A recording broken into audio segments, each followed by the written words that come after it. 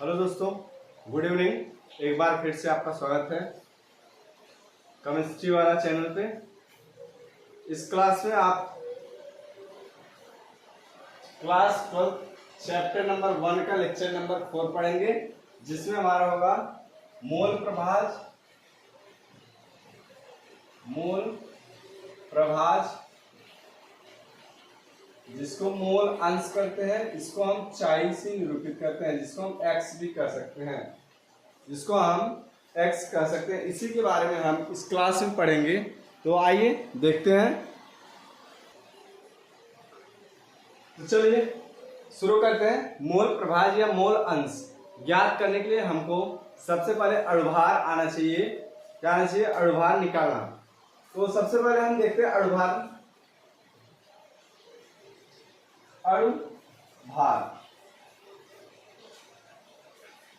किसी यौगिक का अणुभार किस प्रकार निकाला जाता है, किसी परमाणु का परमाणु भार कैसे निकाला जाता है, सबसे पहले उसी को देखते हैं। तो अणुभार निकालने के लिए मान लीजिए ये परमाणु है Na। क्या है? Na। तो इसका एक रूल बनाया गया है कि किसी परमाणु के नाभिक में यदि सम प्रोटॉन होंगे तो उसमें हम 2 से गुणा करेंगे। सम होने पर 2 से गुणा करेंगे, और यदि विषम होगा, क्या होगा? विषम होगा तो 2 से गुणा करके 1 जोड़ा जाता है। 2 से गुणा करके 1 जोड़ते हैं। एक बार फिर से समझ लीजिए। यदि किसी परमाणु के नाभिक में सम प्रोटॉन्स होंगे, सम प्रोटॉन्स या न्यूट्रॉन्स होंगे तो सिर्फ 2 से गुणा करेंगे, और विषम होगा तो 2 से गुणा करके 1 जोड़ेंगे। ध्यान रहेगा, 2 से गुणा करके 1 जोड़ेंगे। उसे हम क्या कहेंगे? अणुभार या परमाणु भार। क्या कहेंगे? अणुभार या परमाणु भार। ठीक, तो चलिए देखते हैं। जैसे Na को हम कहते हैं सोडियम। Na को सोडियम कहा जाता है। इसका परमाणु क्रमांक कितना होता है? 11 होता है। कितना? 11। तो 11 देखिए, 11 क्या है? 11 एक सम है या विषम? 11 क्या है? विषम संख्या है।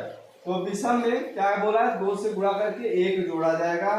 तो 11 होगा गुणे 2 प्लस में 1। 11 गुणे 2 प्लस 1।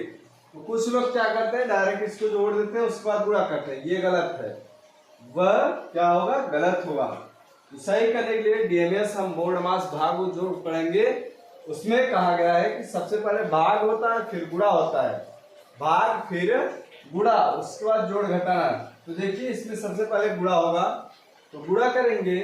11 का अगर 2 बार करेंगे तो 11 दूना 22, प्लस में 1 जोड़ना है, इक्वल टू कितना आएगा? 23। ये आपका क्या होगा? परमाणु भार हो गया। क्या हो गया? परमाणु भार। ध्यान रहे, परमाणु का सिर्फ परमाणु भार निकाला जाता है, और अगर अणु होगा कोई तो उसका अणुभार निकालेंगे। तो यह परमाणु है, इसलिए इसका परमाणु भार। अब इसमें बात होती है परमाणु कौन सा है, कौन सा अणु होता है। तो जो सिंगल होता है उसे हम क्या कहते हैं? परमाणु कहते हैं। जैसे अभी इसी के सामने मान लो यहाँ पर 2 लगा दिए, तो Na 2 बार हो गया। तो जब Na 2 बार होगा तो वह परमाणु नहीं रह जाएगा, वह बन जाएगा अणु। ठीक, तो चलिए आगे देखते हैं। मान लीजिए एक हमारे पास और है ऑक्सीजन। ऑक्सीजन का परमाणु क्रमांक कितना होता है? 8 होता है। कितना होता है? 8 होता है। तो अभी कुछ समय पहले हमने बताया था, यदि सम होगा तो क्या करेंगे? 2 से गुणा। तो चलिए देखिए, इसका परमाणु क्रमांक 8 है। 8 एक सम संख्या होती है, तो 8 गुणे में 2 बराबर 8 गुणे 16। ये आपका आ गया परमाणु भार। क्या आ गया? परमाणु भार। तो चलिए एक और देखते हैं लास्ट, उसके बाद फिर चलते हैं अणुभार के पास। ये हो गया। चलिए अगला देखते हैं, ये आपका आ गया Cu। Cu का परमाणु क्रमांक 29 होता है। कितना होता है? 29। तो यह भी क्या है? विषम है। तो 29 गुणे में 2 प्लस में 1, 2 नवा 18, 2 दूनी 4, 1 5, प्लस में 1, कितना होगा? 59। ये आपका क्या आ गया? परमाणु भार आ गया। यह क्या है? परमाणु भार। तो अब चलते हैं हम अणुभार के पास। तो इसको नोट कर लीजिए, उसके बाद फिर आगे देखते हैं।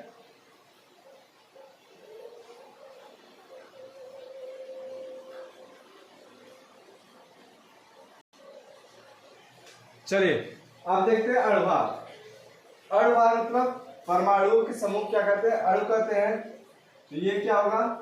Na। अगर यहाँ 2 लिख ले तो Na 2 बार। तो ध्यान रहेगा, Na जब 2 बार हुआ, एक Na कितना होता है? 11 होता है। तो 11 गुणे 2 प्लस में 1, ये तो आपका हो गया रूल। गुणे में देखिए यहाँ पर 2 दिया है, तो 2। तो क्या हो गया? 11 दूना 22, 1 23, 23 मल्टीप्लाई 2 इक्वल टू कितना होगा? 46, 46। देखिए 2 3 6, 2 दूनी 4, 46। ये आपके क्या हो गया? अणुभार। क्या हो गया? अणुभार। तो चलिए एक और देखते हैं, लास्ट। जैसे हमारे पास मान लीजिए एक एग्जांपल है NaCl।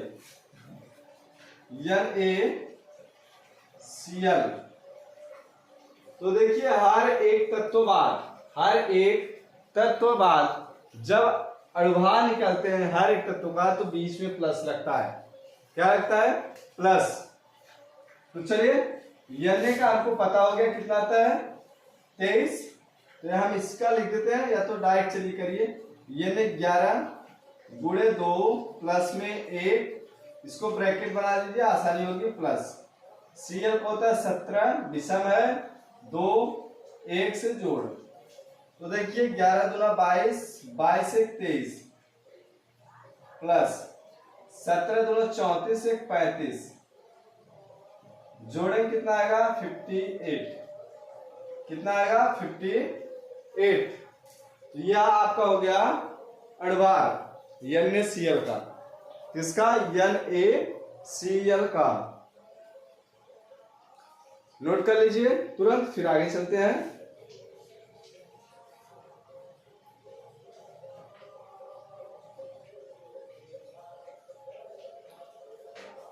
हो गया?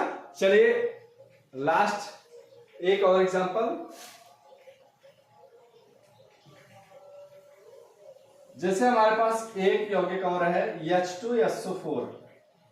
H2SO4। देखिए H का 1 होता है, तो 1 गुणे में यहाँ 2 दिया है, 2।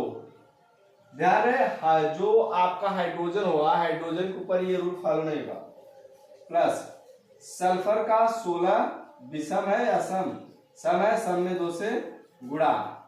उसके बाद ऑक्सीजन कितना होता है? 8, सम है, 2 से गुणा, फिर बाहर 4 दिया है, तो बाहर 4।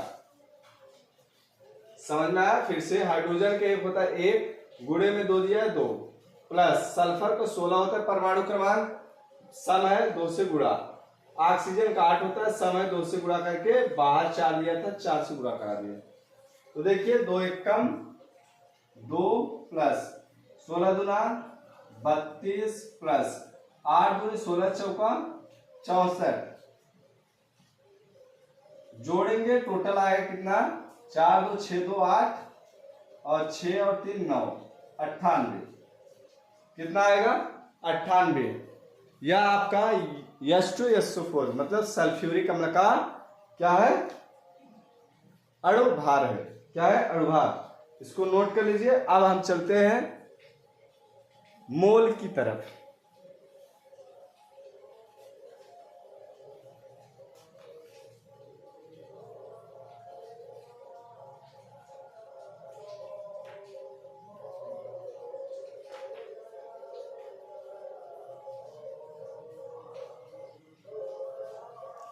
चलिए अब दूसरा आता है मोल प्रभाज पढ़ने के लिए।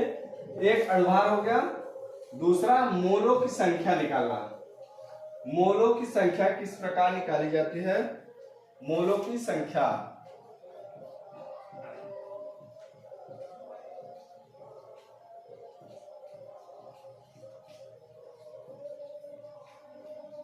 मोलों की संख्या जिसको हम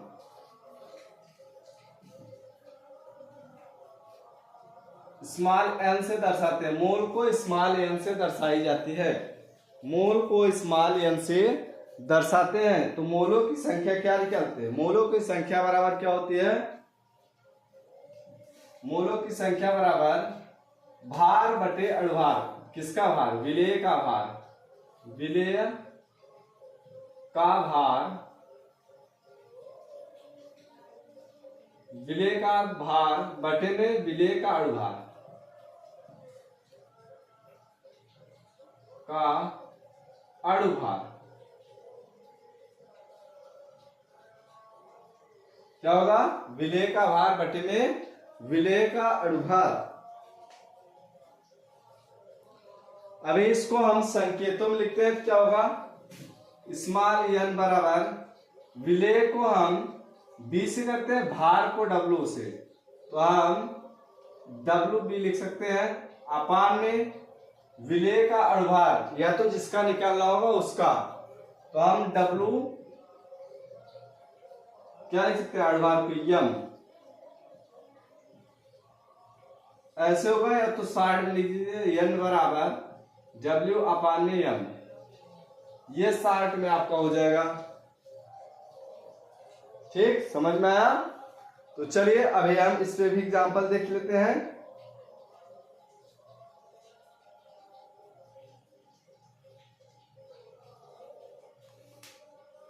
जैसे मान लीजिए कहा गया 5 ग्राम NaCl, 5 ग्राम NaCl किसी विलायक में घुला है, किसी विलायक में घुला है, तो विलेय का जो विलेय है, विलेय का मोलों की संख्या या तो विलेय के मोलों की संख्या ज्ञात कीजिए।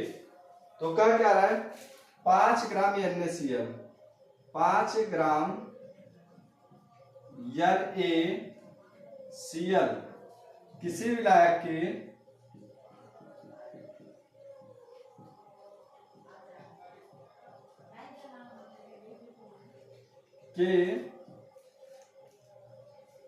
किसी विलायक के 36 ग्राम या 100 ग्राम लिख लेते हैं, 100 ग्राम में घुला है,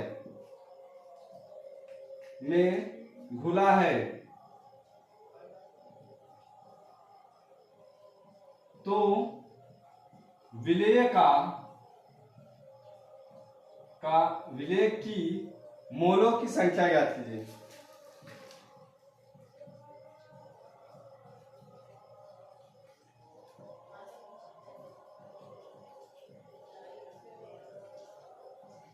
ठीक, इसमें क्या पूछा है? 5 ग्राम NaCl है जो किसी विलायक के 100 ग्राम में घुला है, किसी विलायक के 100 ग्राम में घुला है, तो कह रहा है विलेय की मोलों की संख्या ज्ञात कीजिए। किसका पूछा? विलेय। अब हमने इसके पहले वाले वीडियो में बताया था विलेय क्या होता है, विलायक क्या होता है और विलयन क्या होता है। तो चलिए सॉल्व करते हैं। विलेय का मतलब होता है जो कम मात्रा में हो, जो किस में हो? कम मात्रा में, उसी क्या कहते हैं? विलेय कहते हैं। तो विलेय इसमें देखिए कम मात्रा में NaCl है, तो NaCl आपका क्या हो गया? विलेय। अब मोलों की संख्या निकालना है, तो N बराबर क्या कहा है? W अपान में M। तो मोलों की संख्या स्मॉल W मतलब विलेय का भार, तो इसका भार हमारे पास दिया 5 ग्राम, तो यहाँ 5 रखेंगे ऊपर, बटे अब कहा है यम, यम मतलब विलेय का अणुभार, विलेय का अणुभार। तो विलेय का अणुभार NaCl का अभी कुछ समय पहले हमने निकाला था, NaCl का 58 आता है, निकाल लेते हैं NaCl। इसका होगा 23 प्लस 14 से 35 आएगा 58, कितना आएगा 58। अब इसको भाग देंगे तो देखिए कितना आता है। पहले हम इसको क्या करेंगे, देखिए कटता है, काट के छोटा कर लीजिए या तो डायरेक्ट भाग दीजिए। 5/58, दशमलव बढ़ाएंगे, जीरो उतारेंगे, फिर जीरो बढ़ाएंगे, जीरो उतारेंगे, और जाएगा 5×5 = 25, 36, 6×5 = 30, और 7×5 = 35, 8×5 = 40, लगभग 8 जाएगा। 8 × 28 = 64, 4, और 8×5 = 40, 40×6 = 46, 8 8 × 28 = 64 का 4 हासिल 6, 8×5 = 40, 40×6 = 46, मतलब कितना है आपका 0.08। कितना आ गया, दशमलव से पहले जीरो लगाते हैं, 0.08 मोल। मतलब यह कह रहा है कि 5 ग्राम NaCl किसी विलायक के 100 ग्राम में घुला था, तो उसमें मोलों की संख्या किसी की पूछी थी NaCl का, तो NaCl बराबर हमने रखा भार बटे अणुभार, भार 5 ग्राम दिया था, अणुभार 58 था, भाग देने पर आया 0.08 मोल। यह आपका विलेय का क्या आ गया, मोलों की संख्या क्या आ गई, विलेय के मोलों की संख्या। ठीक, इसको राइट कर लीजिए, उसके बाद फिर आगे देखते हैं। चलिए अब देखते हैं मोल अंश। आपका दो क्लियर हो गया, एक मोलों की संख्या, दूसरा अणुभार। अब इसके बाद हम मोल अंश या मोल प्रभाज देखते हैं। कह रहा है विलयन के किसी घटक में मोलों की संख्या और विलयन में उपस्थित उसके सभी घटकों की मोलों की संख्या का अनुपात क्या कहलाएगा, मोल प्रभाज कहलाएगा। कह रहा है किसी विलयन, मान लीजिए एक पात्र हम बना दिए, एक पात्र बना दिए, कह रहा है किसी विलयन, यह पात्र में कोई विलयन है, ठीक, किसी विलयन में उपस्थित जो डाला जाएगा, किसी विलयन में उपस्थित अवयव, मान लीजिए जो डाला गया A है और जिसमें डाला गया B है। ठीक, फिर समझिए किसी विलयन में उपस्थित अवयव या विलयन के मोल प्रभाज, मतलब मोलों की संख्या का अनुपात, भार का अनुपात क्या कहलाएगा, मोल प्रभाज कहलाएगा।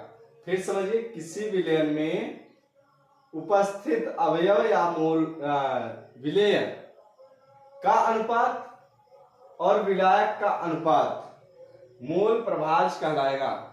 क्या कहलाएगा, मोल प्रभाज कहलाएगा। तो लिखिए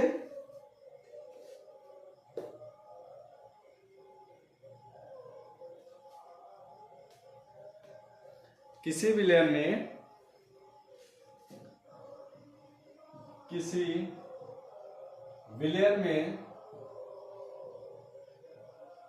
में उपस्थित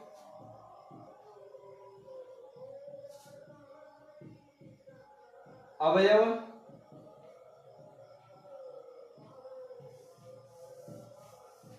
का अनुपात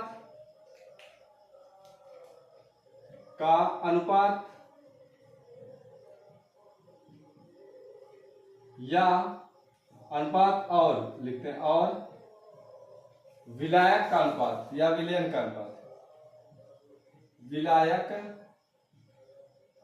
का अनुपात उस विलयन का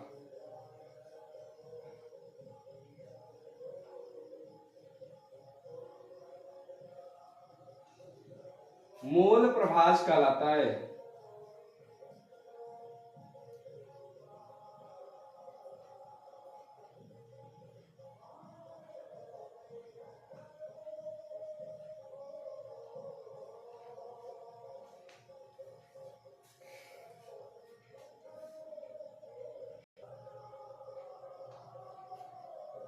चलिए अभी हम सवाल देखते हैं।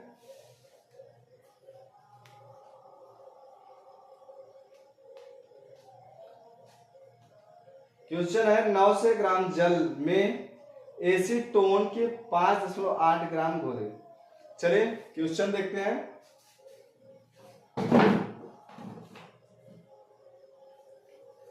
क्वेश्चन में कह रहा है 900 ग्राम जल में एसीटोन के, क्वेश्चन है 900 ग्राम एसीटोन, एसीटोन के कारण 900 ग्राम एसीटोन के 5.8 ग्राम घोले गए। 5.8 ग्राम घोले गए।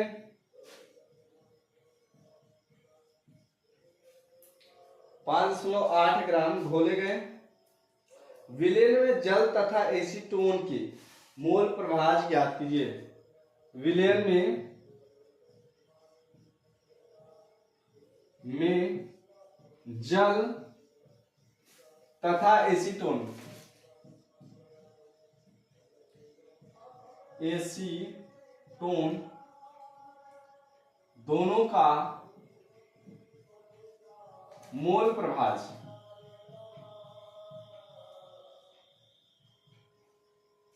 या मोल अंश ज्ञात कीजिए।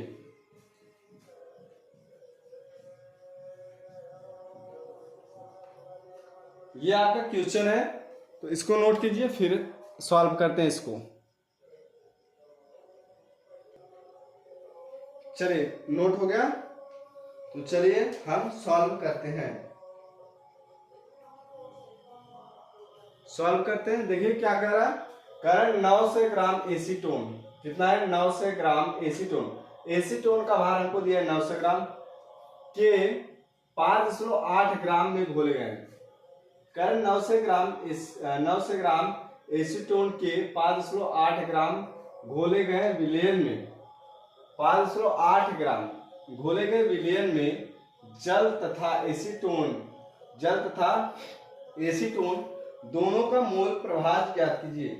दोनों का क्या कह रहा है? मोल प्रभाज ज्ञात कीजिए। तो चलिए हम दोनों का निकालते हैं। सबसे पहले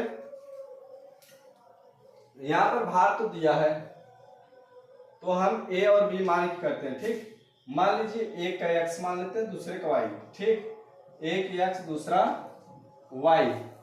एक्स पे हम एसीटोन रख देते हैं, एसीटोन, और इस पे रख देते हैं जल। देखिए एसीटोन के सबसे पहले अणुभार लिखते हैं। इसका भार कितना दिया? भार W बराबर कितना दिया है? 900 ग्राम। और यम बराबर आता है इसका एसीटोन का 58। ठीक, अब इसका देखते हैं भार 900 ग्राम, इसका भी दिया है, और इसका अणुभार आता है 18। कितना आता है? 18। एक बार फिर से देख लीजिए ध्यान से।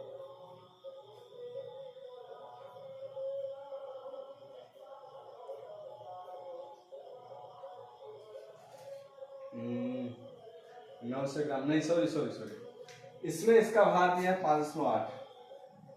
5.8। ठीक, अब इसको सॉल्व कीजिए। चलिए सॉल्व करते हैं।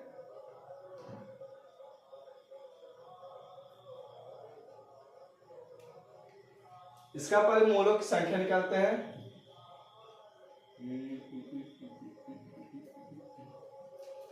मोलों की संख्या, चलिए स्मॉल एन बराबर W अपान में एम, जहां पर 5.8 है भार, अणुभार 58।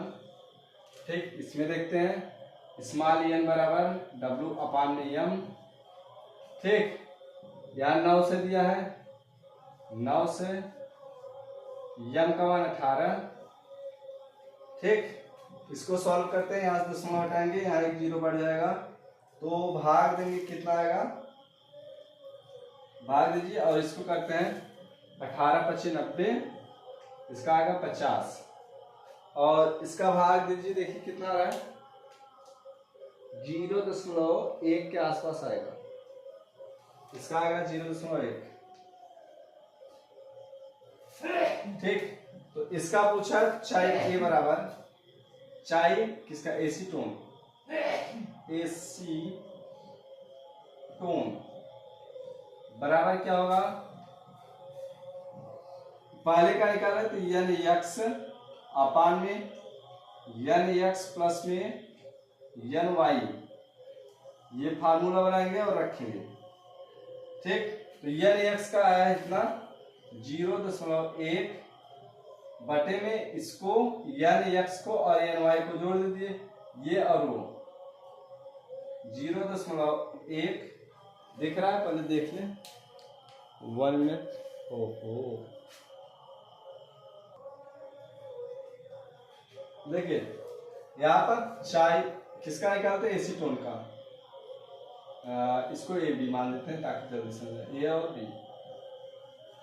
ठीक, तो चाय ए बराबर क्या होगा NA अपान में NA प्लस में NB, ये फार्मूला हो गया।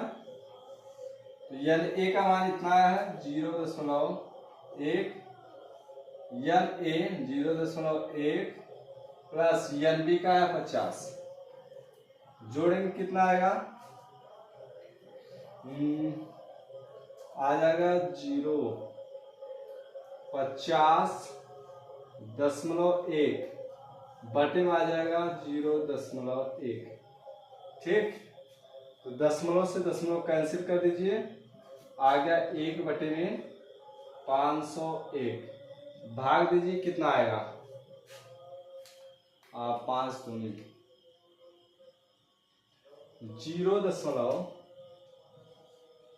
0.001, इतना आएगा आपका चाय ए का मान, चाय ए का मान उतना आएगा लगभग भाग देने पर। और चाय बी का वैसे ही निकाल लेते हैं, कितना आया, जोड़ने के बाद इतना आ रहा था, तो चाय बी 50 बटे में चाय बी 50 बटे में कितना आएगा 50.1। ठीक, यहाँ दशमलव हटाएंगे, यहाँ 0 बढ़ेगा, 500 हो गया, तो भाग देंगे 0.001 आसपास आएगा। चाय ए और चाय बी नोट कर लीजिए, फिर आगे चलते हैं अगला। चलिए दूसरा क्वेश्चन क्या कह रहा है, ध्यान से देखिए, कह रहा है यूरिया के 6% भार से जलीय विलयन में यूरिया, किसका पूछ रहा है, यूरिया का मूल अंश या मूल प्रभार ज्ञात कीजिए। तो ध्यान है, सिर्फ यहाँ पर यूरिया का भार दिया है, बाकी किसी का नहीं दिया है। तो जो यूरिया घुला होगा किसमें घुला होगा, हमेशा किसमें घुलता है, 100% विलायक में, जल में। तो विलायक क्या होता है, जल। तो हम एक तरफ ए और बी मान लेते हैं। ठीक, ए में रख लेते हैं यूरिया को NH2CONH2, ये आपका यूरिया हो गया। और दूसरी तरफ जल रखते हैं H2O, यूरिया, और दूसरी तरफ जल। कह रहा है यूरिया क्या कर रहा है, यूरिया के 6%, मतलब जो परसेंट में दिया होगा उसको हम हमेशा ग्राम में लिखेंगे। किस में लिखेंगे, ग्राम में। तो यूरिया का भार कितना दिया है, 6 ग्राम। क्या दिया, 6 ग्राम। और अणुभार क्या होता है, यूरिया का अणुभार अगर आप निकालेंगे तो 60 आता है। कितना आता है, 60। अब इसका देखते हैं, ये कह रहा है कि 6% मतलब 6 ग्राम यूरिया, 6 ग्राम यूरिया, जो भार दिया यूरिया का 6 ग्राम है जलीय विलयन में, मतलब विलायक कितना होता है 100 ग्राम, उसमें 6 ग्राम क्या है आपका यूरिया है। तो 100 में से अगर हम 6 माइनस करेंगे, 100 में से 6 माइनस करेंगे कितना आएगा 94, ये आपका विलायक हो गया। तो किसका, जल का। तो W बराबर कितना आएगा 94 ग्राम। और इसका अणुभार कितना आएगा, अणुभार आता है 18। कितना आता है 18। तो इनके मोलों की संख्या ज्ञात कर लेते हैं। n बराबर क्या होता है W अपान में m, जहां पर W का मान 6 दिया है, m का मान आया है 60, भाग देंगे कितना आएगा 1/10, भाग दे देंगे कितना आएगा 0.0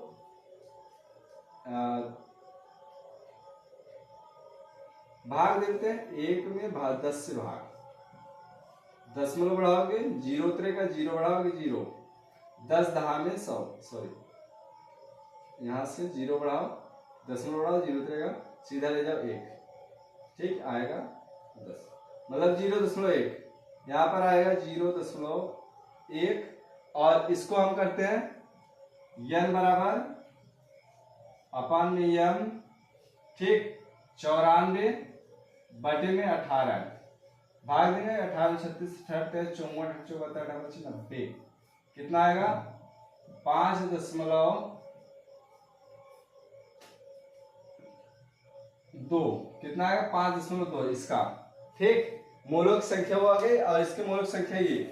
तो अब इसका निकालते हैं मोल प्रभाज। मोल प्रभाज क्या होगा चाई A, या तो किसका निकाल रहे हैं यूरिया का, तो चाई और यूरिया को यहां रखते हैं NH2CONH2 बराबर क्या होगा Na अपान में Na प्लस NB। Na का मान कितना है 0.1, Na का मान 0.1 प्लस में NB का मान वहां है 5.2, जोड़ेंगे कितना आएगा 5.3 अपान में 0.1, दशमलव से दशमलव कैंसिल करेंगे तो 1/, कितना आएगा 53। अब भाग देंगे कितना आएगा 0.01 के आसपास लगभग आएगा, भाग देके देख लीजिएगा। वैसे ही अब इसका निकाल लेते हैं, इसका निकालेंगे तो क्या होगा, यहां पे निकालते हैं चाई बी बराबर Na अपान में Na प्लस सॉरी NB का निकाले ना तो B, और यहां पर B रखते हैं प्लस में Na, यहां पर NB का मान कितना है 5.2 अपान में टोटल जोड़ने के बाद कितना आया था अभी को यहां पर 5.3, दशमलव कैंसिल कर दीजिए 52/53, ये आपका मोल प्रभाज आ गया। अब इसके बाद आप भाग दे लीजिए, जो आएगा आपका आंसर होगा। इसमें आप भाग दीजिए 52 में 53 से भाग देंगे, जो आएगा आपका आंसर होगा। चलिए इस वीडियो के साथ और इस लेक्चर के साथ इस वीडियो की समाप्ति करते हैं, क्योंकि ये बहुत लंबा हो गया है। अब मिलते हैं अगली वीडियो में, तब तक के लिए जय हिंद, गुड नाइट।